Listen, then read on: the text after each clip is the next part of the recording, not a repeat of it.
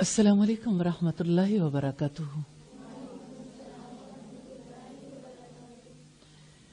نحمده ونصلی علی رسولہ الکریم، اما بعد فاعوذ باللہ من الشیطان الرجیم، بسم اللہ الرحمن الرحیم، رب اشرح لی صدری وَيَسِّرْ لِي أَمْرِي وَاحْلُلْ عُقْدَةً مِّن لِّسَانِي يَفْقَهُوا قَوْلِي۔ دنیا میں ایک دور ایسا تھا جب انسان کا اتنا بڑا دشمن بن چکا تھا، چھوٹی سی بات پر جب طیش آتا، غصہ آتا تو غصے میں دوسرے کی جان لے لیتا اور کوئی انصاف کرنے والا نہیں تھا۔ دور ایسا تھا جہاں انسان قتل ہوتے تھے، وہاں باپ کے ہاتھوں بیٹیاں دفن ہوتی تھیں۔ ایسا دور جہاں عورت کو انسان نہیں سمجھا جاتا تھا۔ اپنے ہی شوہر کا بیٹا، ستیلا بیٹا، اگر ستیلی ماں پر کپڑا ڈال دیتا تو اسے اپنی بیوی بنا لیتا، اور وہ اس سلسلے میں احتجاج کا کوئی حق نہیں رکھتی تھی، اس سے کوئی رائے بھی نہیں لینا چاہتا تھا۔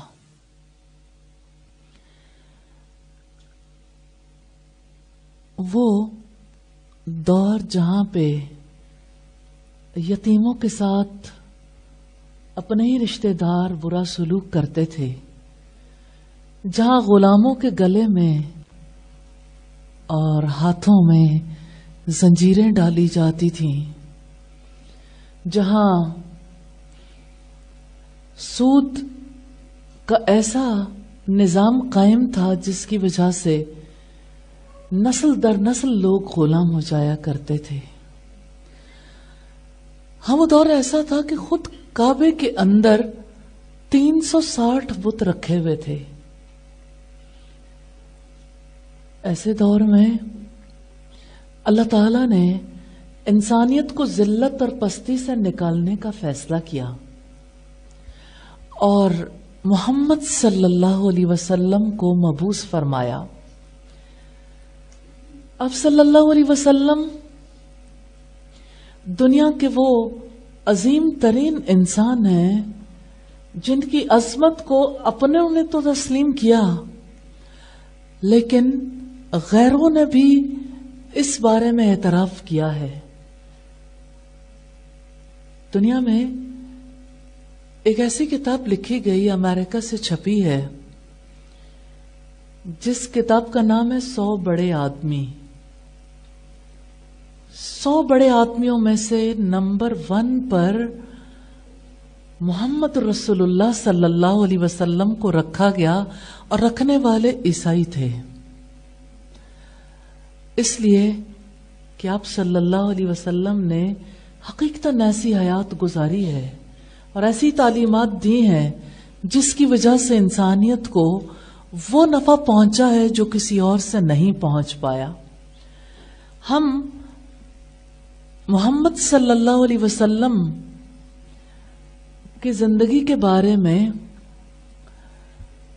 کچھ چیزوں کو تو جانتے ہیں، لیکن ایسا جاننا جس کی وجہ سے محبت ہو جائے، جس کی وجہ سے ان کو فالو کرنے کے قابل ہو جائیں، جس کی وجہ سے اللہ تعالیٰ کو راضی کرنے کے قابل ہو جائیں، اس کی ہمیشہ ضرورت باقی رہتی ہے۔ اب صلی اللہ علیہ وسلم کی سیرت کے حوالے سے یہ ایک سیریز ہے جس کا آغاز ہم آج کے دن سے کرنا چاہ رہے ہیں۔ اس سیریز میں 5 اینگلز ہوں گے جن پر ہم ہر نشست میں بات چیت کریں گے۔ ایک تو واقعات سیرت، دوسرے عظیم انسان، عظیم کام جس نے سر انجام دیا وہ جس ماحول میں رہتے تھے لوگ ان کی روشنی سے فیض حاصل کرتے تھے. جب آپ پیدا ہوئے تب کن لوگوں کے درمیان تھے؟ اراؤنڈ محمد صلی اللہ علیہ وسلم خواتین بھی تھیں، بچے بھی تھے، نوجوان بھی تھے، بوڑھے بھی تھے. آپ اچھے طریقے سے جانتے ہیں قریب رہنے والے بہت نفع اٹھاتے ہیں، اور قریب رہنے والوں کی بات زیادہ قابل قبول بھی ہوتی ہے اگر وہ گواہی دیں. جیسے سیدہ خدیجہ کی گواہی اس اعتبار سے بہت معتبر ہے کہ سیدہ خدیجہ نے آپ صلی اللہ علیہ وسلم کے ساتھ زندگی کے 15 برس گزار لیے تھے، اور ان 15 برسوں میں انہوں نے جو کچھ آپ میں پایا وہ ایسے الفاظ میں بیان کیا کہ دنیا اس کی مثال پیش کرنے سے قاصر ہے. تو دوسرے حصے میں ہم دیکھیں گے اراؤنڈ محمد صلی اللہ علیہ وسلم جو ہستیاں رہیں. ہر بار ہر نشست میں ہم نئے لوگوں کے بارے میں دیکھیں گے. ہمارا کچھ وقت اس مقصد کے لیے بھی ہوگا کہ ہم محمد صلی اللہ علیہ وسلم کی پسند اور ناپسند کے بارے میں جانیں، اور اس کا مقصد یہ ہے کہ ہم وہ کام کرنے کے قابل ہو جائیں جو آپ صلی اللہ علیہ وسلم کو پسند تھے، اور ان کاموں سے ہم گریز کر سکیں جو آپ کو ناپسند تھے. چوتھی چیز جس کے بارے میں ہم دیکھیں گے وہ کلمات رسول صلی اللہ علیہ وسلم ہے. آپ کے وہ کلمات جن کی وجہ سے آپ کو جوامع الکلم کہا جاتا ہے. بہت خوبصورت باتیں ہمارے نبی کی باتیں، وہ باتیں جو کتابوں میں ہیں، وہ باتیں ہمارے دل تک کیسے پہنچے، ہم اپنے دل پر کیسے ان باتوں کو لکھ لیں کہ ہماری زبانیں انہیں دہرائیں اور ہمارے اعمال اس کے مطابق بدل جائیں. تو انشاءاللہ وہ کلمات یاد کرنے کی کوشش کریں گے. اور پانچویں چیز جو ہم رسول اللہ صلی اللہ علیہ وسلم کی پسند کے حوالے سے دیکھیں گے اسی کے بارے میں رسول اللہ کی دعا، اس دعا کو ہم یاد کرنے کی کوشش کریں گے انشاءاللہ تعالی. سب سے پہلے آپ صلی اللہ علیہ وسلم کی ذات کے حوالے سے ارد گرد کے ماحول میں جو نشانیاں نمودار ہو رہی تھیں، آپ کی نبوت کی جو علامات ظاہر ہو رہی تھیں، آپ صلی اللہ علیہ وسلم کے بارے میں ارد گرد ایسے حالات و واقعات پیش آ رہے تھے جس سے سب کو محسوس ہو رہا تھا کچھ نیا ہونے والا ہے. میں اس سلسلے کا پہلا واقعہ آپ کے سامنے رکھنا چاہتی ہوں.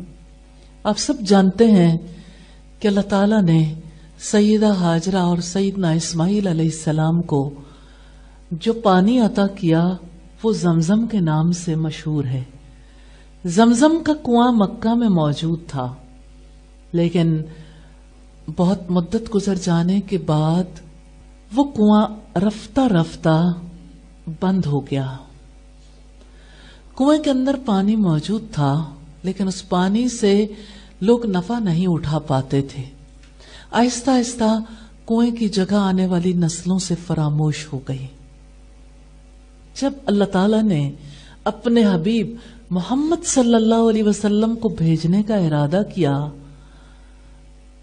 تو ایک نشانی ظاہر کی. اب اس کنویں کا پانی بھی باہر آنے کے لیے بےتاب ہو گیا. اللہ تعالیٰ کے حکم کے مطابق تو زمزم کے کنویں کی کھدائی کے لیے آپ کے دادا کو بار بار خواب دکھایا گیا. اس خواب کے بعد اس جگہ کو آپ کے دادا نے خوب اچھے طریقے سے پہچان لیا تو انہوں نے چاہا کہ اس کی کھدائی کریں، لیکن آپس کا اختلاف ہو گیا کیونکہ قریش چاہتے تھے کہ یہ سعادت محض عبد المطلب اور اس کے اہل خانہ کے درمیان ہی نہ گردش کرتی رہے، اس سعادت کو ہم بھی حاصل کریں۔ میں ایک لمحے کے لیے آپ کو اس دور میں لے جانا چاہتی ہوں جہاں رسول اللہ صلی اللہ علیہ وسلم کی جدہ قبیلہ بنو جرہم سے یہ کہتے ہوئے نظر آتی ہیں، جب انہوں نے یہ کہا تھا کہ ہم آپ کے پاس رہائش اختیار کرنا چاہتے ہیں، تو سیدہ ہاجرہ نے کہا تھا ٹھیک ہے آپ رہائش رکھ سکتے ہیں لیکن پانی پر میرا حق ہوگا۔ ایک بار پھر تاریخ اپنے آپ کو دہراتی ہے، کیسے میں واقعہ آپ کے سامنے رکھنا چاہتی ہوں۔ شیخ ابراہیم نے اپنی کتاب میں لکھا ہے نبی کریم صلی اللہ علیہ وسلم کے بارے میں، آپ کے دادا محترم عبد المطلب کے بارے میں، وہ سیدنا علی رضی اللہ تعالیٰ عنہ سے روایت کرتے ہیں، ایک صحیح روایت میں ہے۔ سیدنا علی فرماتے ہیں سیدنا علی کے بھی دادا تھے آپ صلی اللہ علیہ وسلم کے دادا، کیونکہ دونوں چچا زاد بھائی تھے۔ کہتے ہیں کہ عبد المطلب نے بیان کیا کہ میں حتیم میں سو رہا تھا۔ حتیم کے بارے میں آپ جانتے ہیں بیت اللہ کا وہ حصہ ہے جسے سرمایہ کی کمی کی وجہ سے قریش نے بغیر تعمیر کیے چھوڑ دیا تھا۔ آپ چوکور یعنی 4 ایک جیسی دیواروں والے گھر کو دیکھتے ہو جسے خانہ کعبہ کہتے ہیں، بیت اللہ، اس کے ساتھ ایک دیوار ہے جو باہر کی طرف چھوڑی گئی ہے جس کے اندر جا کے لوگ نماز ادا کرتے ہیں اور دعائیں کرتے ہیں۔ اور اللہ تعالیٰ کی بڑی حکمت ہے کہ کعبہ کے اندر تو سب لوگ نہیں جا سکتے لیکن حتیم میں جانا اللہ تعالیٰ ممکن بنا دیتے ہیں۔ آپ لوگوں میں سے بھی بہت سے لوگ ہوں گے جو حتیم میں گئے ہوں گے الحمدللہ۔ تو وہی مقام ہے جو حضرت ابراہیم علیہ السلام نے اللہ تعالیٰ کا گھر بنایا تھا۔ اب حتیم میں آپ کے دادا محترم سو رہے ہیں اور کہتے ہیں کہ میرے پاس خواب میں ایک شخص آیا، اس نے مجھ سے کہا طیبہ کو کھودیے۔ میں نے پوچھا طیبہ کیا چیز ہے؟ اس شخص نے کوئی جواب نہیں دیا اور چلا گیا۔ طیبہ کے معنی ہے پاکیزہ ہونا، عمدہ ہونا، خوشبودار ہونا۔ کہتے ہیں اگلے روز میں پھر سو گیا تو وہی شخص میرے پاس آیا اور کہنے لگا برہ کو کھودیے۔ برہ کے معنی ہے بھلی، پاکیزہ۔ میں نے پوچھا برہ کیا چیز ہے؟ اس نے کوئی جواب نہیں دیا اور واپس چلا گیا۔ اگلے دن میں پھر اسی مقام پر سویا، پھر ایک شخص میرے پاس آیا اور کہنے لگا مظنونہ کو کھودیے۔ مظنونہ کے معنی ہے بیش قیمت، عمدہ چیز جسے انسان سنبھال کر رکھتا ہے اور کسی دوسرے کو دینا پسند نہیں کرتا۔ میں نے پوچھا مظنونہ کیا چیز ہے؟ پھر وہ کچھ کہے بغیر واپس چلا گیا۔ اگلے روز میں پھر اسی جگہ پر آیا، سویا، وہ پھر میرے پاس آیا، کہنے لگا زمزم کو کھودیے۔ میں نے پوچھا زمزم کیا چیز ہے؟ اب اتنا زمانہ گزر چکا تھا کہ لوگ زمزم کو ہی بھول چکے تھے۔ اس نے جواب دیا زمزم وہ کنواں ہے جس کا پانی ختم نہیں ہوگا، وہ حاجیوں کو سیراب کرے گا، وہ گوبر اور خون کے درمیان ہوگا۔ جانتے ہیں اس کا مطلب کیا ہے؟ جانوروں کے پیٹ سے سورہ نحل میں آپ نے پڑھا اور آپ پڑھیں گے جنہوں نے نہیں پڑھا انشاءاللہ کہ اللہ تعالیٰ جانوروں کے پیٹ سے گوبر اور خون کے درمیان سے سفید سفید دودھ نکالتے ہیں، اور یہاں گوبر اور خون کے درمیان ہونے سے مراد یہ ہے کہ وہ ہوگا تو پانی لیکن دودھ کی طرح ویلیوبل ہوگا، یعنی اس کی قوت، اس کی نیوٹریشنل ویلیو اتنی ہوگی۔ پھر کہنے لگا سفید ٹانگوں والے کوے کے چونچ مارنے اور چیونٹیوں کی بستی کے قریب ہوگا۔ اس میں اشارہ تھا کہ وہ جگہ کھودنی پڑے گی مگر زیادہ نہیں، صرف چیونٹیوں کے بل کے برابر، یعنی آپ کو بہت زیادہ محنت نہیں کرنی پڑے گی۔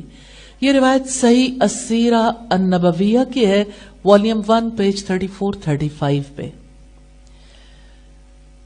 اب رسول اللہ صلی اللہ علیہ وسلم کے دادا پر زمزم کے کنویں کی صفات کھل چکی تھیں، یعنی اس کی خوبیاں ساری سامنے آ گئیں کہ وہ بہت بھلی چیز ہے اور اس پانی کی کیا نیوٹریشنل ویلیو ہے. اور آپ کے دادا محترم نے جان لیا کہ خواب سچا ہے تو انہوں نے کدال پکڑی اور اپنے بیٹے حارث کو ساتھ لے کر چلے اور کھدائی شروع کر دی. اس دن حارث کے سوا کوئی بیٹا موجود نہیں تھا. کھدائی کے دوران آپ کے دادا محترم کو منڈیر نظر آ گئی تو انہوں نے نعرہ تکبیر بلند کیا. قریش سمجھ گئے کہ عبد المطلب نے اپنا مقصد حاصل کر لیا ہے. وہ ان کے پاس آئے اور کہنے لگے، عبد المطلب، یہ ہمارے جد امجد اسماعیل کا کنواں ہے، اس میں ہمارا بھی حق ہے، ہمیں بھی اس میں شریک کرو. عبد المطلب نے کہا، میں ایسا ہرگز نہیں کروں گا، کیونکہ ہر کام تمہیں چھوڑ کر میرے ذمہ لگایا گیا ہے. یعنی میں نے خواب دیکھا، میں نے کنویں کی کھدائی کی، اب میں نے کنواں پایا ہے، میں اس میں تمہیں کیسے شریک کر لوں؟ یہ کنواں تمہیں نہیں مجھے عطا کیا گیا ہے. قریش نے کہا، اے عبد المطلب، انصاف سے کام لو، ہم اسے تنہا تمہاری ملکیت میں نہیں رہنے دیں گے، ہم تمہارا مقابلہ کریں گے. یہ اعلان تھا. آپ امیجن کر سکتے ہیں کہ خونخوار لوگوں کا یہ کہنا کوئی چھوٹی بات نہیں تھی. عبد المطلب نے کہا، اگر یہ بات ہے تو پھر تم جسے پسند کرتے ہو میرے اور اپنے درمیان منصف تسلیم کر لو. یعنی میں اکیلا فیصلہ نہیں کروں گا، نہ میں تمہاری بات مانوں گا، بیچ میں ہم کسی کو پنچ بنا لیتے ہیں، میں اس سے تمہارا فیصلہ کروا لیتا ہوں. انہوں نے بنو سعد بن حزیم کی ایک کاہنہ کا نام پیش کیا، یعنی آسمانی خبریں بتانے والی عورت تھی جس کا نام لیا. شام کے علاقے میں رہائش پذیر تھی، اور شام آج ہم جسے سیریا کہتے ہیں، کل وہی سیریا نہیں تھا، بلکہ اس میں فلسطین بھی، اردن اور یہ سارے علاقے شامل تھے. اب کاہنہ کا تعلق اس علاقے سے تھا. عبد المطلب نے کہا، ٹھیک ہے، ایسا ہی کر لیتے ہیں، لیکن کوئی منصف ہو جو درمیان میں فیصلہ کروائے. پھر خاندان بنو عبد مناف کے ساتھ انہوں نے رخت سفر باندھا. قریش کے ہر قبیلے کا ایک ایک فرد ساتھ روانہ ہوا. اس زمانے میں یہ سارا راستہ صحرائی تھا، بہت مشقت بھرا راستہ. وہ سب چل پڑے. راستے میں عبد المطلب اور اس کے ساتھیوں کا پانی ختم ہو گیا. پیاس کی وجہ سے وہ بے حال ہو گئے، حتیٰ کہ انہیں اپنی موت نظر آنے لگی. اگر کسی کے پاس کچھ پانی تھا تو بھی وہ کسی دوسرے کو دینے کے لیے تیار نہیں تھے. ہر ایک کا یہی جواب تھا کہ صحرائی علاقہ ہے، اگر ہمارے پاس پانی ختم ہو گیا تو پھر ہمارا بھی وہی حال ہوگا جو تمہارا ہو رہا ہے. یہ صورتحال دیکھتے ہوئے عبد المطلب نے اپنے رائے کا اظہار کیا کہ شدت پیاس سے تو ہم سب موت کا شکار ہو جائیں گے، جبکہ ابھی تو ہم میں کچھ نہ کچھ توانائی موجود ہے. اس لیے ہر شخص اپنی اپنی قبر کھود لے، تاکہ جو مرتا جائے اس کے ساتھی اس کی قبر میں اسے دفن کرتے جائیں، حتیٰ کہ صرف ایک ہی آدمی باقی رہ جائے گا جسے دفن کرنے والا کوئی دوسرا نہیں ہوگا. تو ایک آدمی کی لاش کا ضائع ہو جانا پورے قافلے کی لاشوں کے ضائع ہو جانے سے بہتر ہے. سب نے اس بات کو پسند کیا. ہر شخص نے اپنے اپنے لیے ایک گڑھا کھودا اور شدت پیاس سے موت کا انتظار کرنے لگے. عبد المطلب نے اپنے ساتھیوں سے کہا، یہ تو حماقت ہوگی اگر ہم نے اسی طرح اپنے آپ کو موت کے حوالے کر دیا اور اپنی جانیں بچانے کے لیے پانی کی تلاش نہ کی اور اس کے لیے سفر نہ کیا. ہمت کرو، سفر جاری رکھو، ممکن ہے اللہ تعالیٰ کسی جگہ ہمیں پانی میسر کر دے. وہ سفر کے لیے تیار ہو گئے. جب عبد المطلب نے اپنی سواری کو اٹھایا تو اس کے پاؤں کے نیچے سے شیریں پانی کا چشمہ پھوٹ نکلا. صحرا میں پانی کا مل جانا اور پہلے خواب میں پانی کو دیکھنا، اور اب جب شدت پیاس سے جاں بلب تھے دوبارہ پانی کا عبد المطلب کو ملنا، یہ محض اتفاق نہیں تھا. اور آپ کے دادا محترم کو یہ نعمت ملی تو سب سمجھ گئے کہ یہ ڈیسائیڈڈ ہے، یہ فیصلہ ہے. بہرحال آپ کے دادا نے کہا سب لوگ آ جاؤ اور پانی لے لو، دیکھو اللہ تعالیٰ نے ہمیں سیراب کر دیا ہے۔ سب لوگ آئے، سب نے پانی پیا، اپنے مشکیزے بھرے اور ایک آواز میں کہا اے عبد المطلب، اللہ کی قسم اللہ تعالیٰ نے ہمارے مقابلے میں آپ کے حق میں فیصلہ کر دیا ہے۔ اللہ کی قسم اب زمزم کے بارے میں ہم آپ سے کبھی جھگڑا نہیں کریں گے۔ اور کیوں نہ وہ یہ بات کہتے کہ اللہ تعالیٰ نے آپ صلی اللہ علیہ وسلم کے دادا کو دوسروں کے مقابلے میں اعزاز عطا کیا تھا، اور یہ اعزاز ایسا تھا جسے سب کو تسلیم کرنا پڑا۔ لوگوں نے کہا کہ جس اللہ نے جنگل میں آپ کو پانی عطا کیا ہے، وہی رب آپ کو زمزم کنواں دینا چاہتا ہے، چلو خیر و برکت کے ساتھ زمزم کی طرف واپس چلیں۔ کاہنہ کے پاس جانے کی بجائے ڈیسیژن صحرا میں ہی ہو گیا۔ سب نے مان لیا کہ زمزم آپ ہی کا حق ہے، یعنی آپ کے دادا محترم کا۔ یوں سب لوگ واپس آ گئے اور اس طرح سے کہ زمزم کے حق سے دستبردار ہو گئے۔ تو یہ روایت سیدنا علی کی ہے، اور اس روایت کو ابتدائی سیرت نگاروں نے لکھا ہے، جیسے سیرت ابن ہشام میں والیوم 1 پیج 151 سے 153 پر آپ دیکھ سکتے ہیں۔ اسی طرح سے ابن اسحاق کی کتاب میں بھی اس کا تذکرہ ملتا ہے، اور دلائل النبوہ میں بھی اس کا تذکرہ ملتا ہے، کیونکہ نبی صلی اللہ علیہ وسلم کی نبوت کی علامات میں سے ایک علامت ہے کہ آپ کے خاندان کو وہ پانی ایک بار پھر عطا کر دیا گیا۔ الحمدللہ۔ حقیقت یہ ہے کہ زمزم کا پانی بڑا مبارک ہے۔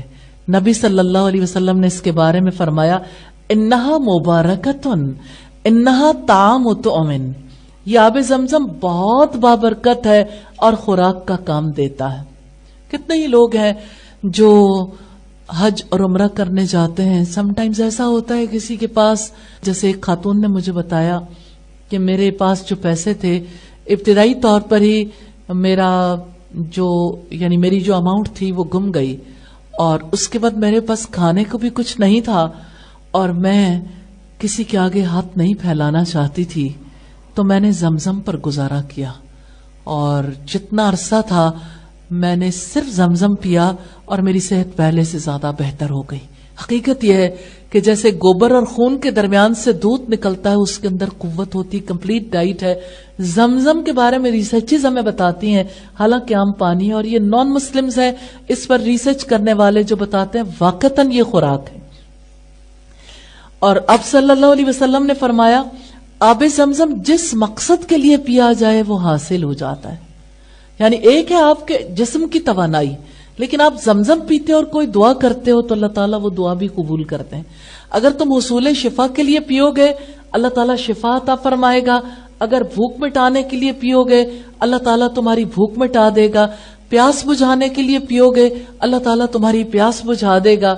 یہ حضرت جبریل علیہ السلام کی ایڑی کی ضرب کے ساتھ نمودار ہوا، اور اللہ تعالیٰ کی جانب سے حضرت اسماعیل علیہ السلام کی سیرابی کا سامان تھا۔ یہ روایت صحیح بخاری کی ہے، حدیث نمبر 3364 ہے۔ ایک چیز جو صحیح بخاری کے حوالے سے میں ملتی ہے وہ یہ کہ یہ شاید سیدنا جبریل علیہ السلام کا پر تھا، پر ہے یا ایڑی اس کے بارے میں اختلاف ہے، لیکن سیدنا جبریل علیہ السلام نے ہی اللہ تعالیٰ کے حکم سے زمین پر اپنی ایڑی یا اپنا پر مارا اور پانی نکل آیا۔ ہم دیکھ رہے تھے نبی صلی اللہ علیہ وسلم کی آمد سے پہلے کے اشارات، وہ علامات جس کی وجہ سے پتہ چل رہا تھا اس گھرانے میں کوئی خاص واقعہ رونما ہونے والا ہے۔ اب صلی اللہ علیہ وسلم جس برس پیدا ہوئے اس سے کچھ ماہ پہلے کا واقعہ ہے۔ ابرہہ جو تھا وہ حبشی تھا اور صنعاء سے تعلق رکھتا تھا۔ مفسرین نے بھی اس واقعے کو نقل کیا ہے، خود قرآن حکیم میں اللہ پاک نے اس واقعے کو ذکر کیا ہے، اور اس واقعے کا تذکرہ سیرت کی کتب میں بھی ملتا ہے۔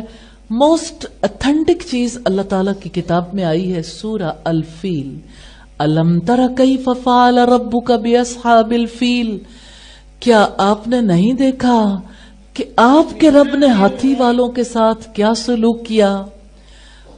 الم یجعل کیدہم فی تضلیل، کیا اس نے ان کی تدبیر کو بیکار نہیں کر دیا؟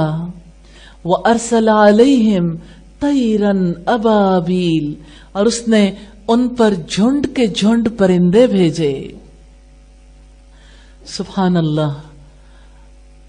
ترمیہم بحجارۃ من سجیل، جو ان پر کھنگر کی کنکریاں پھینک رہے تھے۔ فجعلہم کعصف مأکول، پھر اللہ تعالیٰ نے انہیں کھائے ہوئے بھوسے کی طرح کر دیا۔ سورہ الفیل ہمارے یہاں بچوں کو بھی ابتدائی طور پر سکھا دی جاتی ہے۔ الحمدللہ بڑے بھی اس کو پڑھتے ہیں۔ نبی صلی اللہ علیہ وسلم کی پیدائش کا سال، یعنی چند مہینے پہلے کی بات ہے جب یہ واقعہ ہوا، اور فوراً بعد آپ صلی اللہ علیہ وسلم کی پیدائش ہوئی، تو آپ صلی اللہ علیہ وسلم کی پیدائش کے سال میں یہ واقعہ رونما ہونا دراصل یاد دہانے کے لیے تھا، کیونکہ اس واقعے کو عرب فراموش نہیں کر پائے تھے۔ آئیے ایک بار اسی صورت کو دہراتے ہیں، لیکن آج کا دہرانا عام حالات سے مختلف ہے، کیونکہ آج کا دہرانا سیرت رسول صلی اللہ علیہ وسلم کے حوالے سے ہے۔ تو آئیے الفاظ دہراتے ہیں۔ أَلَمْ تَرَ كَيْفَ فَعَلَ رَبُّكَ بِأَصْحَابِ الْفِيلِ أَلَمْ يَجْعَلْ كَيْدَهُمْ فِي تَضْلِيلٍ وَأَرْسَلَ عَلَيْهِمْ طَيْرًا أَبَابِيلَ تَرْمِيهِمْ بِحِجَارَةٍ مِّن سِجِّيلٍ فَجَعَلَهُمْ كَعَصْفٍ مأکول۔ عجیب واقعہ جس کے بارے میں اللہ پاک نے اس وقت رسول اللہ صلی اللہ علیہ وسلم کی اونٹنی سے ایسا کام کروایا جب آپ صلح حدیبیہ کے لیے مکہ سے 8 میل کے فاصلے پر موجود تھے۔ آپ کی اونٹنی قصوہ بیٹھ گئی اور وہ اٹھتی نہیں تھی۔ صلح حدیبیہ والے سفر میں جب مکہ کی جانب جا رہے تھے، اس گھاٹی پر آپ پہنچے جس کا راستہ مکہ کی طرف اترتا تھا، تو آپ کی اونٹنی کو صحابہ کرام بیٹھنے کے بعد بار بار کہہ رہے تھے حل حل، اٹھانے کے لیے بار بار آوازیں دے رہے تھے۔ تو لوگوں نے اونٹنی کے بارے میں ریمارکس دیے کہ قصوہ، رسول اللہ صلی اللہ علیہ وسلم کی اونٹنی کا نام ہے کہ وہ ضد کر گئی ہے، اڑ گئی ہے۔ تو آپ صلی اللہ علیہ وسلم نے فرمایا قصوہ نہیں اڑی، نہ اس کی یہ عادت ہے، بلکہ اس ذات نے اسے روکا ہے جس نے مکہ میں ہاتھی والوں کو روکا تھا۔ سبحان اللہ۔ تو آپ صلی اللہ علیہ وسلم نے کس طرح سے اس واقعے کی جانب اشارہ کیا۔ صحیح بخاری کی حدیث کا نمبر ہے 2731، اس کا نمبر ہے 2731۔ اس واقعے کا تذکرہ ہمیں امام ابو حاتم کی کتاب السیرہ النبویہ میں ملتا ہے کہ ایک بادشاہ جس کا نام ابرہہ تھا۔ آپ میں سے کتنے لوگ جانتے ہیں کہ ابرہہ کا اصل وطن کون سا تھا؟ کیا آپ جانتے ہیں ابرہہ کہاں کا رہنے والا تھا؟ ابرہہ حبشہ کا رہنے والا تھا، لیکن اس نے یمن پر قبضہ کر لیا تھا، یعنی جنگ کی اور جنگ میں تسلط حاصل کر لیا۔ سنا میں اس نے ایک گرجا تعمیر کروایا اور اس کا نام القلیس رکھا۔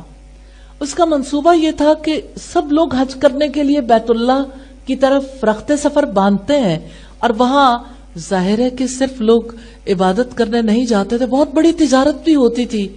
تو اس کا جی چاہتا تھا کہ تجارت کا جو نفع اہل مکہ کو ہو رہا ہے وہ نفع اہل صنعاء کو ہو جائے، اس لیے اس نے یہ منصوبہ بنایا کہ عربوں کے حج کا رخ اس کی جانب پھیر دے۔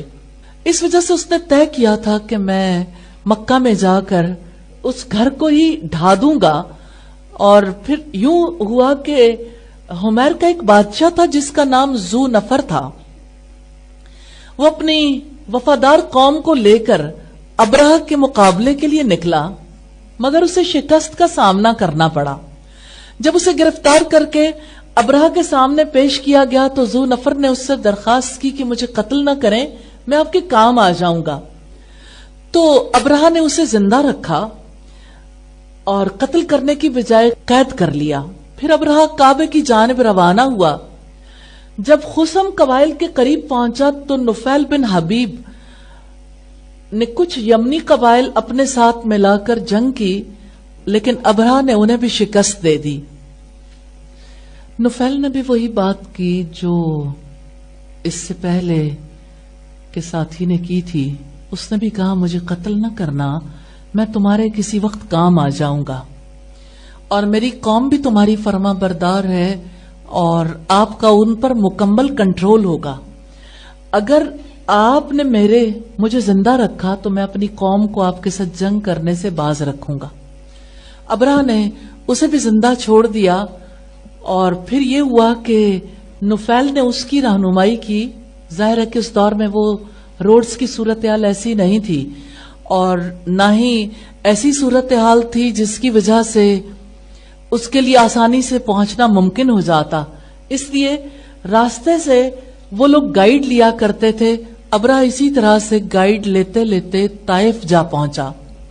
مسعود بن معتب بنو ثقیف کے کچھ لوگوں کے ساتھ لے کر اس سے ملا اور کہا اے بادشاہ، ہم تیرے غلام ہیں، آپ سے مخالفت نہیں کریں گے۔ ہم تو لات کو پوجنے والے اور تمہیں لات سے کوئی غرض ہی نہیں ہے۔ لات ان کے بت کا نام تھا کہ تم تو یہ چاہتے ہو مکہ چلے جاؤ، تو چلو ہم آپ کے ساتھ کسی شخص کو بھیج دیتے ہیں جو آپ کو گائیڈ کر دے۔ انہوں نے اپنے ایک غلام کو ابرہہ کے ساتھ کر دیا، اور غلام کا نام ابو رغال تھا۔ راستے میں وہ فوت ہو گیا۔ اہل مکہ جب اس کی قبر کے پاس سے گزرا کرتے تھے تو اسے پتھر مارا کرتے تھے کہ یہ شخص تھا جو اللہ کے گھر کو ڈھانے کے لیے آنے والوں کی رہنمائی کرنے کے لیے نکلا تھا۔ پھر ایسا ہوا کہ ابرہہ نے اسود بن مقصود کو اپنے ہرابل دستے کا کمانڈر بنا کر بھیجا۔ مکہ میں اہل حرم اس کے پاس جمع ہو گئے۔ اس نے ارک نامی جگہ سے عبد المطلب کے 200 اونٹ اپنے قبضے میں لے لیے۔ پھر ابرہہ نے حناطہ حمیری کو اہل مکہ کے پاس بھیجا اور کہا کہ شریف مکہ سے مل کر میرا پیغام پہنچا دو، میں جنگ کے لیے نہیں آیا، میں تو صرف اس گھر کو ڈھانے کے لیے آیا ہوں، یعنی بیت اللہ کو گرانے کے لیے آیا ہوں۔ حناطہ جو تھا وہ مکہ میں عبد المطلب یعنی بنو ہاشم کے سردار سے ملا اور کہا مجھے بادشاہ نے آپ کی طرف بھیجا ہے کہ میں آپ پر واضح کر دوں، لیکن بادشاہ آپ سے جنگ کرنے کے لیے نہیں آیا، وہ تو صرف اس گھر کو ڈھائے گا اور واپس چلا جائے گا، لیکن اگر آپ لڑائی کرو گے تو وہ بھی آپ سے لڑائی کرے گا۔ عبد المطلب نے کہا ہم تو جنگ کرنے کا ارادہ نہیں رکھتے۔ رسول اللہ کی پیدائش سے کچھ عرصہ پہلے، یہ وہ دور تھا جب آپ صلی اللہ علیہ وسلم سے آپ کی والدہ حاملہ تھی۔ اس دوران یہ سارے واقعات رونما ہو رہے تھے۔ اس موقع پر عبد المطلب نے کہا کہ ہم تو لڑنے کی طاقت نہیں رکھتے۔ حناطہ نے عبد المطلب سے کہا پھر میرے ساتھ بادشاہ کے پاس چلو۔ عبد المطلب کو ساتھ لے کر وہ فوجی کیمپ کے میں چلے گئے۔ یہ واقعہ چونکہ امپورٹنٹ ہے، میں اس خاص بات آپ کے سامنے رکھنا چاہتی ہوں۔ عبد المطلب جب وہاں پہنچے تو بادشاہ کے ساتھ بات چیت ہوئی، تو عبد المطلب نے کہا کہ دیکھو ہم تو آپ کے ساتھ لڑنا نہیں چاہتے، آپ میرے اونٹ واپس کر دو۔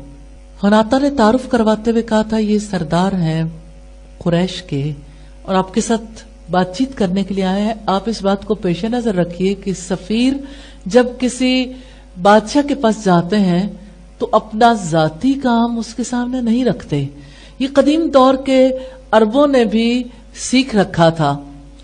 اس نے کہا کہ دیکھیں میں تو آپ کے پاس اس لیے آیا ہوں کہ آپ میرے اونٹ واپس کر دیں۔ تو ابرہہ نے کہا مجھے افسوس ہے کہ آپ اس گھر کے بارے میں بات کرنے کی بجائے مجھ سے اونٹوں کی بات کر رہے ہو۔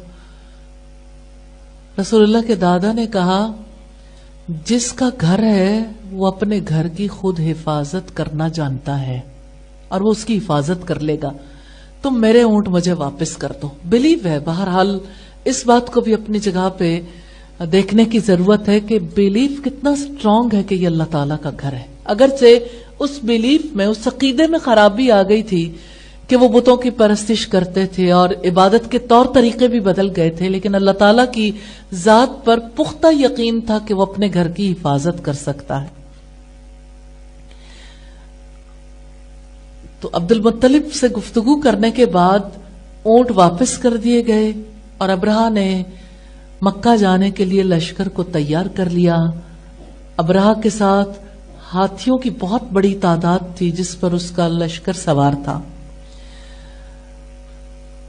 پھر یوں ہوا کہ جس وقت لشکر چلنے لگا تو اس نے اپنے ہاتھی پر ضروری سامان رکھوا دیا، لیکن ہاتھی تھا کہ ٹس سے مسی نہیں ہوتا تھا.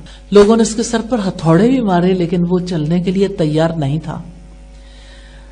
ہر حربہ آزمایا گیا. جب اس کا رخ یمن کی طرف کرتے تو وہ دوڑنے لگتا، مکہ کی طرف کرتے تو وہ کسی قیمت پر آگے جانے کے لیے تیار نہیں تھا.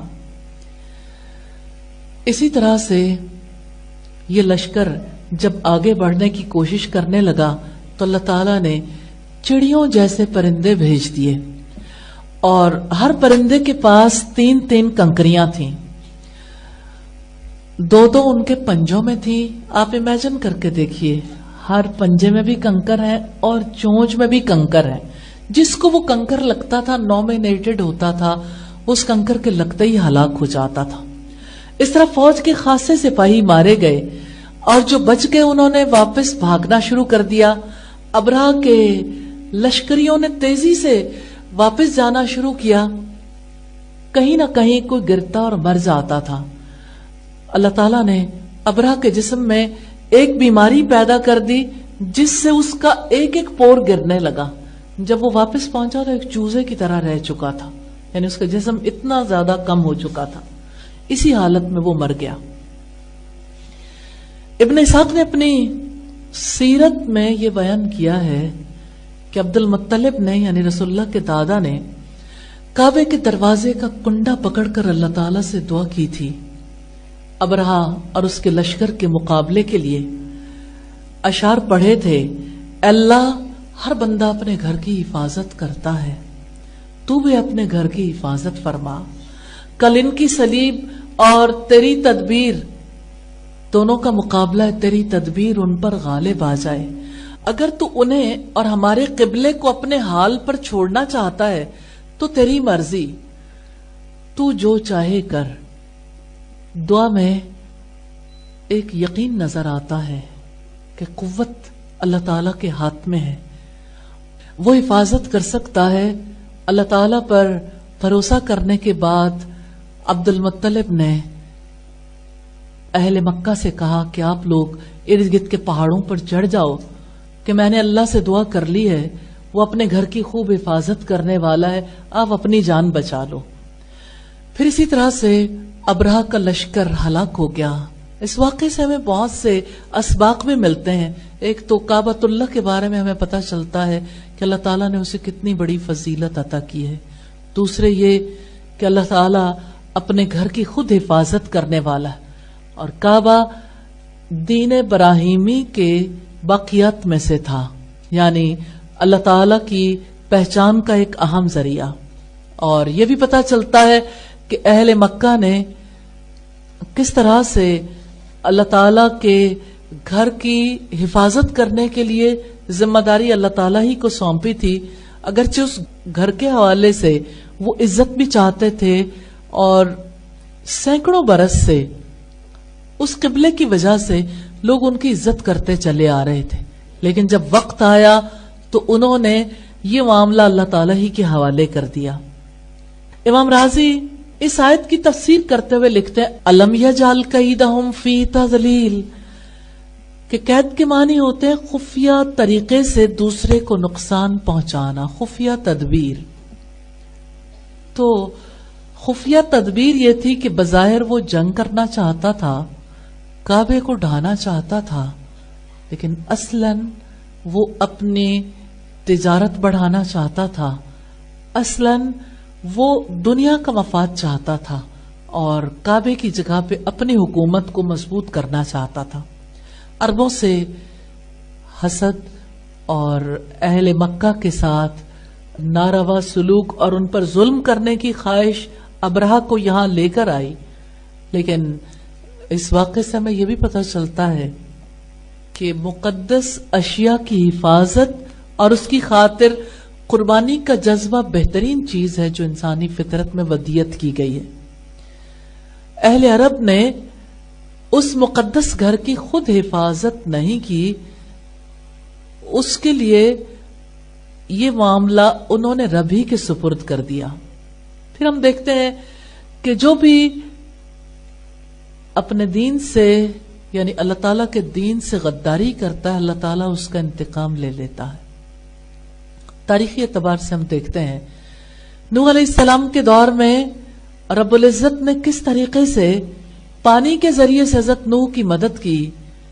ہود علیہ السلام کے دور میں ہوا کے ذریعے سے مدد کی گئی. قوم سمود پر ایک چنگھاڑ کافی ہو گئی. فرعون کے لیے اللہ پاک نے سمندر کو اس کا آخری مسکن بنا دیا اور ابرہہ کے لیے اللہ تعالیٰ نے چھوٹے چھوٹے پرندوں سے ہلاکت کا سبب اس تک پہنچا دیا. تو اللہ تعالیٰ نے ہر ایک کی رسی دراز کی ہے لیکن ہمیشہ کے لیے کسی کو ظلم کرنے کے لیے آزاد نہیں چھوڑا جاتا.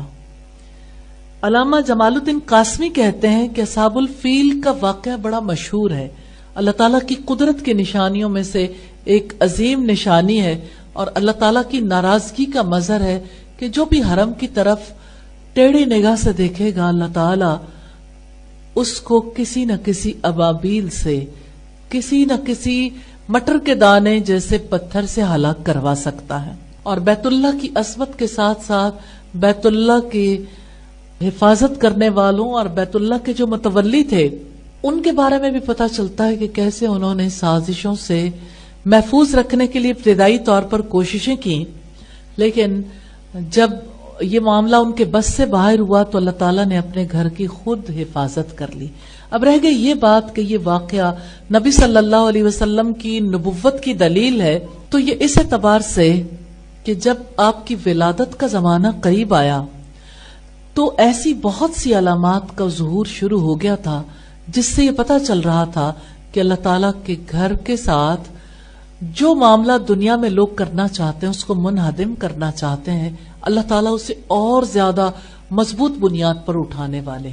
یعنی اس گھر کی حفاظت ان لوگوں سے تو نہیں ہو سکتی تھی جنہوں نے بتوں سے اس گھر کو بھر رکھا تھا لیکن اللہ پاک نے یہ حفاظت کس طرح سے محمد عربی صلی اللہ علیہ وسلم کے توسط سے کروائی کہ آپ نے وہ تعلیم دی جس نے لوگوں کے دلوں اور ان کی زندگیوں میں گھر کر لیا اور ایسے لوگوں کی جماعت تیار ہوئی جو اپنے اخلاق و کردار میں بہترین تھے اور جن کی وجہ سے اللہ پاک نے اس پیغام کو جس کا مرکز بیت اللہ ہے اس پیغام کو پوری دنیا تک پہنچا دیا. الحمدللہ. تو آپ اصحاب الفیل کے واقعے کے دوران بطن مکہ میں بطن مادر میں تھے یعنی اپنی ماں کے پیٹ میں تھے اور آپ کے والد گرامی اس سے پہلے وفات پا چکے تھے. اگر ابرہہ کامیاب ہو جاتا تو مکہ والوں کو غلام اور قیدی بنا لیتا. اللہ تعالیٰ نے انہیں ہلاک کر دیا اور آپ صلی اللہ علیہ وسلم اور آپ کے قبیلے والوں پر غلامی اور قید کی حالتیں نہیں آنے دی. یعنی دونوں حالتوں سے اللہ تعالیٰ نے بچا لیا. تو بیت اللہ کی حفاظت اللہ رب العزت نے کی.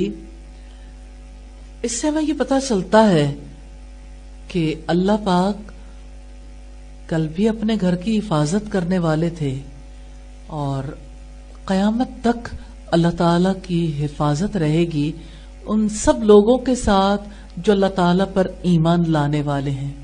آپ کو یاد ہوگا بدر کے میدان میں نبی صلی اللہ علیہ وسلم نے دعا کی تھی کہ یا اللہ یہ مٹھی بھر لوگ ہیں جو تیری عبادت کرتے ہیں آج اگر یہ ختم ہو گئے تو یہ دین ختم ہو جائے گا.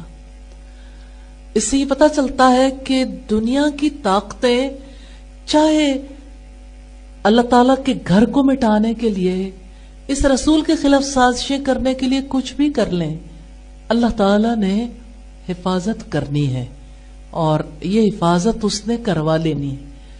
اس کے طے شدہ اصول ہیں، ان اصولوں کے مطابق وہ سازشوں کو ہر دور میں ناکام بنا دیتا ہے۔ ایک اور چیز جو ہمیں پتہ چلتی ہے وہ یہ کہ اصحاب الفیل کے واقعے سے عربوں کی نئی تاریخ کا آغاز ہوتا ہے۔ ہاں، یہی سال تو ہے جب رسول اللہ کی ولادت ہوئی، دنیا کی تاریخ نیا موڑ مڑتی ہے۔ اسی سال سے دنیا میں بہت بڑی تبدیلی کا آغاز ہونے والا تھا۔ 570 عیسوی کو عام الفیل کہا جاتا ہے، یعنی ہاتھی والوں کا سال، اور آپ صلی اللہ علیہ وسلم کی ولادت باسعادت اس سے کچھ عرصے کے بعد ہوئی۔ الحمدللہ رب العالمین۔ اب قیامت سے پہلے دو اور واقعات ہیں جو میں اس موقع پر ضرور آپ کے سامنے رکھنا چاہتی ہوں۔ ایک تو یہ کہ یہودی جانتے تھے کہ اللہ تعالیٰ کا آخری نبی اسی علاقے میں آنے والا ہے۔ آپ کی ولادت سے پہلے یہودیوں نے ایک دوسرے کو ایک ستارہ دیکھ کر پکارا تھا کہ دیکھو وہ ستارہ طلوع ہو گیا ہے جس نے اللہ تعالیٰ کے رسول احمد کے پیدا ہونے کے بعد طلوع ہونا تھا، پیدا ہونے کے وقت طلوع ہونا تھا۔ یہ ستارہ نبی صلی اللہ علیہ وسلم کی آمد کی نشانی تھا۔ اس کے طلوع ہونے پر یہودی سمجھ گئے تھے کہ اب دنیا میں آخری دور شروع ہو گیا۔ نبی صلی اللہ علیہ وسلم نے فرمایا کہ میں اور قیامت ان دو انگلیوں کی طرح ہے، کہاتین، ان دو انگلیوں کی طرح ہے کہ میرے بعد قیامت آئے گی، اب کوئی اور نبی آنے والا نہیں ہے۔ الحمدللہ رب العالمین۔ تو اب صلی اللہ علیہ وسلم کی نبوت کی بہت سی بشارتیں ہیں جو ہمیں پہلی کتابوں میں ملتی ہیں، جیسے ابراہیم علیہ السلام نے دعا کی تھی کہ اے ہمارے رب، ان میں ایسا رسول مبعوث فرمانا جو انہیں تیری آیات کی تلاوت کر کے سنائے، انہیں کتاب اور حکمت کی تعلیم دے اور ان کے نفوس کا تزکیہ کرے۔ ابراہیم علیہ السلام کے جانے کے سینکڑوں برس کے بعد اللہ تعالیٰ وہ وقت لے آیا تھا جس وقت میں آپ صلی اللہ علیہ وسلم نے پیدا ہونا تھا۔ دعا رائے گا نہیں جاتی، یا تو اسی وقت قبول ہو جاتی ہے یا کچھ عرصے تک پوسٹ پون کی جاتی ہے، یا اللہ تعالیٰ اسے آخرت کے لیے اجر عطا کرنے کے لیے رکھ لیتے ہیں۔ اسی طرح آپ صلی اللہ علیہ وسلم کی آمد سے پہلے حضرت عیسیٰ علیہ السلام نے آپ کی آمد کی خوشخبری دی تھی۔ سیدنا عیسیٰ علیہ السلام اور سیدنا ابراہیم علیہ السلام کے حوالے سے اقبال نے کہا دعائے خلیل و نوید مسیحا، یعنی آپ صلی اللہ علیہ وسلم حضرت ابراہیم علیہ السلام کی دعا اور حضرت عیسیٰ علیہ السلام کی دی ہوئی خوشخبری ہے۔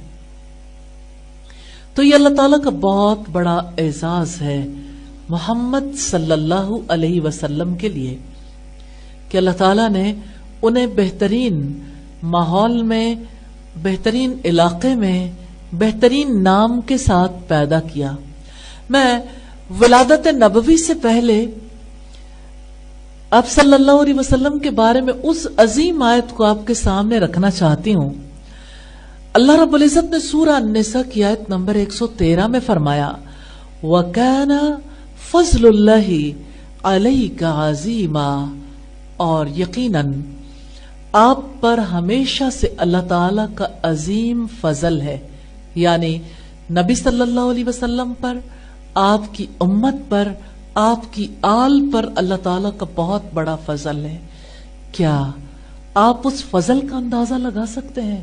آج پوری دنیا بھی چاہے یہ فضل ان کے حصے میں نہیں آ سکتا۔ اللہ پاک نے وہ کتاب محمد صلی اللہ علیہ وسلم پر نازل کی ہے جسے پانی دھو نہیں سکتا، جس کتاب کو تبدیل کرنے کے لیے ہر دور میں سازشیں ہوئیں، جس کتاب کے لیے، جن احکامات کے لیے اللہ پاک نے نبی صلی اللہ علیہ وسلم کو منتخب کیا تھا، امت کے لیے کتنا بڑا اعزاز ہے۔ اللہ رب العزت نے فرمایا اِنَّا نَحْنُ نَزَّلْنَا الذِّكْرَ وَإِنَّا لَهُ لَحَافِظُونَ، بے شک ہم نے ذکر کو نازل کیا ہے اور ہم ہی اس کی حفاظت کرنے والے۔ فضیلت کی بات اللہ تعالیٰ کے کلام کی وجہ سے ہے، آخری رسول ہونے کی وجہ سے ہے۔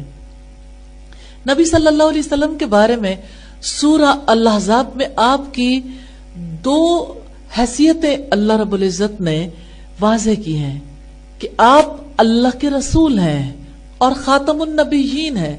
رسول ہونے کے اعتبار سے تو سارے رسول آپ صلی اللہ علیہ وسلم کی طرح اللہ تعالیٰ کی طرف سے منتخب کردہ تھے۔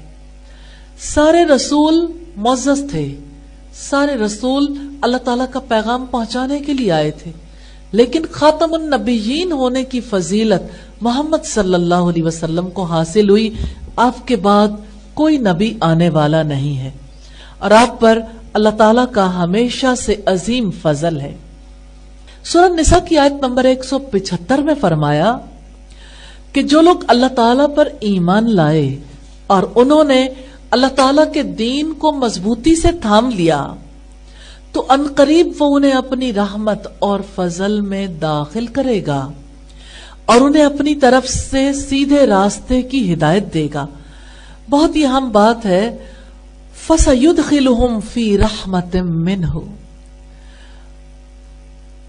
عنقریب وہ انہیں اپنی رحمت میں داخل کرے گا اور اپنے فضل میں، وَيَهْدِيهِمْ إِلَيْهِ، اور انہیں اپنی طرف، یعنی اپنی طرف آنے والے راستے کی رہنمائی کرے گا، صراطا مستقیما، جو صراط مستقیم ہے۔ حقیقت یہ ہے دنیا کا ہر فرد زندگی گزارنے کا طریقہ، راستہ چاہتا ہے۔ ہر شخص کو اپنی زندگی میں جو کچھ بھی کرنا ہے اس کے لیے رہنمائی چاہیے۔